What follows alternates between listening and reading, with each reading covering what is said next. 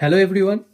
Recently একটা খবর আমরা খুব বেশি শুনতে পাচ্ছি যে আমাদের রাজ্যে নাকি দুজন নার্স নিপা ভাইরাস আক্রান্ত হয়েছে এবং তাদের অবস্থা নাকি খুবই সংকটজনক এবং তারা বর্তমানে নাকি ভেন্টিলেশন সাপোর্টে আছে।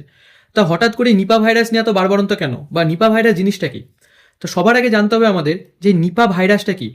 প্রথমেই বলি, নিপা ভাইরাস হচ্ছে অত্যন্ত সংক্রামক এবং বিপজ্জনক একটি ভাইরাস, এবং এটি সাধারণত বাদুড়ের থেকে এবং শূকরের থেকে আমাদের মানুষের শরীরে আসে।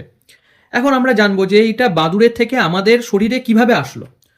তা সেক্ষেত্রে বলি, এই যে বাদুড়ের থেকে বা বাদুড় যদি নিপা ভাইরাস আক্রান্ত হয় বা নিপা ভাইরাস ক্যারি করে, তাহলে তার যে থুতু বা স্যালাইভা এবং তার মলমূত্র যখন খাবারে মেশে, সে বাদুড় সাধারণত গাছে থাকে, তাই এটা মেনলি ফলে বা গাছের রসের মধ্যে মিশতে পারে, যেগুলো আমরা পরে খাচ্ছি।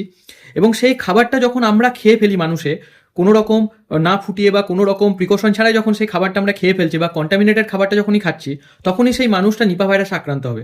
এবং তারপর এই মানুষ থেকে অন্য মানুষের শরীরে সে একই রকমভাবে ওই আক্রান্ত মানুষের হাঁচি, কাশি, থুতু এগুলোর মাধ্যমে আরও অন্য এক মানুষের শরীরে ছড়িয়ে পড়বে। এবং তাছাড়াও এই বাদুড়ের শরীর থেকে শূকরের শরীরে যদি নিপা ভাইরাস ঢোকে এবং মানুষ যদি সেই শূকরের সংস্পর্শে আসে, তাহলেও মানুষ এই নিপা ভাইরাসে আক্রান্ত হতে পারে। এখন আমাদেরকে জানতে হবে যে নিপা ভাইরাস তো অত্যন্ত মারাত্মক একটা ভাইরাস, তাহলে আমাদের কি করণীয় বা আমরা কি কি করব। সবার আগে আমাদের যেটা করতে হবে সেটা হচ্ছে যে ফল খাওয়ার আগে সাবধানতা অবলম্বন করতে হবে। কীরকম সাবধানতা অবলম্বন করব? প্রথম হচ্ছে যে গাছে থেকে যখনই আমরা ফল খাবো, সেটা সবার আগে দেখতে হবে সেই ফলের মধ্যে কোনো পাখিতে বা বাদুড়ে খেয়েছে কিনা বা খাওয়ার কোনো চিহ্ন আছে কিনা সেটা দেখা। এবং গাছের গোড়াতে পড়ে থাকা ফল আমরা কখনোই খাবো না, বা যদিও বা খেয়ে থাকি বা বাজার থেকে ফল কিনে এনে যদি খাই, সেটাকে যথেষ্ট ভালোভাবে ধুয়ে আমরা খাবো। 2 নম্বর হচ্ছে খাঁটি রস এড়িয়ে চলুন। খাঁটি রস মানে এখন যেহেতু শীতকালে আমরা খেজুরের রস খেতে সবাই খুব পছন্দ করি বা প্রচণ্ড ভালোবাসি। এখন খেজুরের রস যেহেতু গাছে খেজুরের হাঁড়িটাকে লাগানো থাকে, যে হাঁড়িতে রস সংগ্রহ করা হয়, এখন কোনো বাদুড় যদি তার স্যালাইভা বা তার মলমূত্র যদি সেই রসের মধ্যে ফেলে এবং সেই রসটা যদি আমরা খাঁটি রসটা যদি আমরা খেয়ে ফেলি, তাহলে কি হবে? তাহলে সেই রস থেকে আমাদের শরীরে নিপা ভাইরাস হবে। তাহলে সেক্ষেত্রে আমাদের কি করতে হবে? আমরা কি তাহলে রস খাবো না? না, অবশ্যই খাবো, কিন্তু রসটাকে যথেষ্ট ভালোভাবে ফুটিয়ে আমাদের খেতে হবে।